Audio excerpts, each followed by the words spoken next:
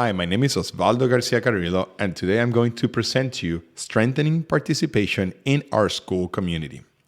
Today, we're going to talk about strategies and objectives that are going to help you how to strengthen your school community as a whole. Our goal will be to generate opportunities for participation and collaboration between the community and school stakeholders through formal spaces to improve school environment positively.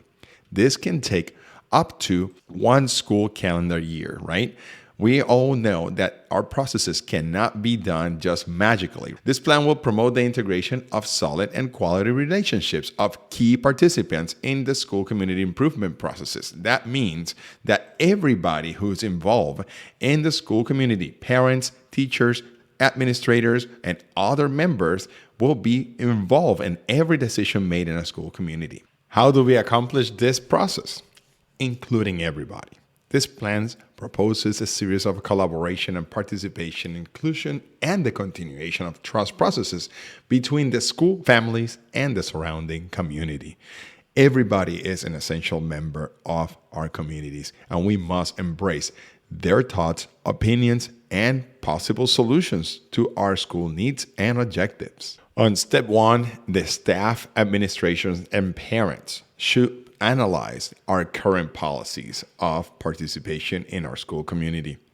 Normally, we do make decisions without even taking in consideration some of our essential key members of our school communities. Once we analyze our current policies for school community participation, we must establish new strategies to enhance that level of participation because everybody must be heard and everybody it's an essential member of our school community. Communication, and communication. Dialogue as a strengthening tool to increase participation in our school community, yes, is the key to involve every stakeholder in every process in our school community. If we don't get to listen to our members' needs, ideas, or objectives, we won't be able to move our school processes forward. We will be informally doing processes unilaterally, and we don't want that. We want everybody's involvement, and with that, we can provide relevant information of the outcomes of our processes.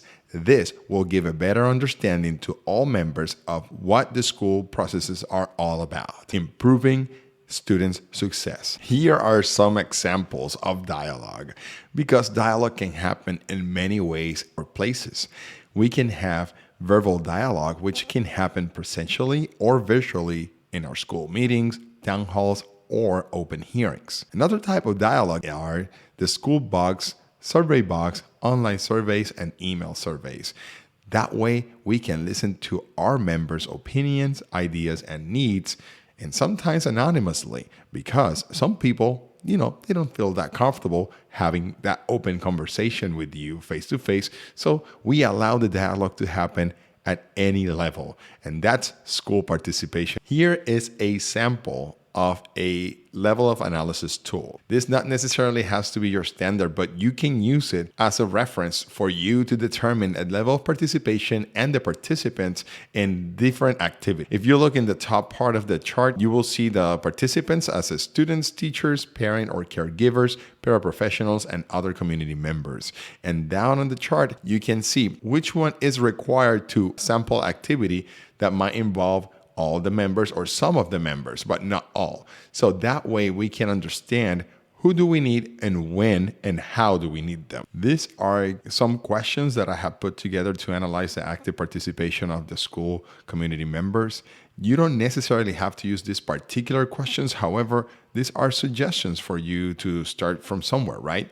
Every question should be tailored to our school community needs and our school member needs, because if we use generic questions that are X or Y community in a region, in an area, in a section that is not having the same challenges that we're having as a community, it's worthless, all right? So we have to use this, but not necessarily are going to be these particular ones, but you can use it as a reference to build your own. So here are some strategies for you to strengthen the participation in the school community. We have the informational strategy where administration use social media to work on newsletters or information that matters to the school community as a whole. You can use Facebook, Twitter, Instagram, TikTok, or other areas. Also, you should use a WhatsApp or text messages to not rely on internet as a sole resource. Also, we can use the typical digital billboards or physical walls where you provide information that is relevant to the school, but that is not sensitive to other people. So bulletin boards is that one of the most used currently right now in most activities and communities. The number 2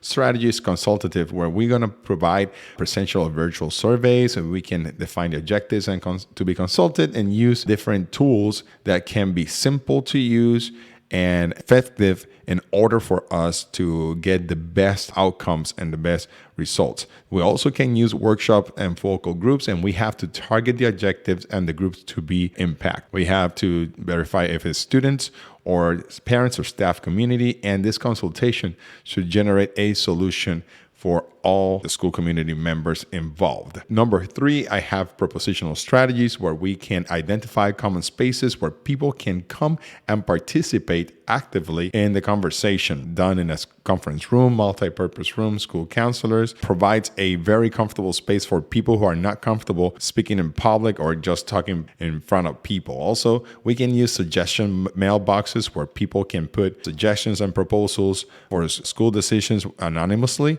and that provides a good, comfortable way for them to get the information that they need or ideas that they would like to provide. And the last one, but not least important, is the resolution strategies.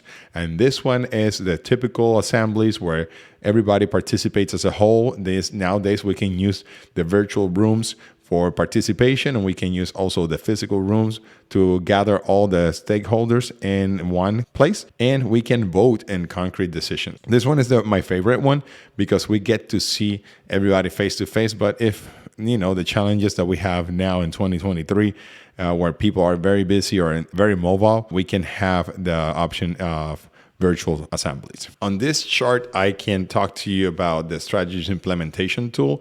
And this is not rigid. Again, this is just a reference so that you can use to develop your own school level participation plan, where you can have the level of participation, defining the participants and the strategies to use and the outcomes, the execution of the proposed action plan, the quality of the outcome, and the dissemination of the results. And this is all for you to have an idea on how to establish and increase the level of participation in very important decisions in your school community.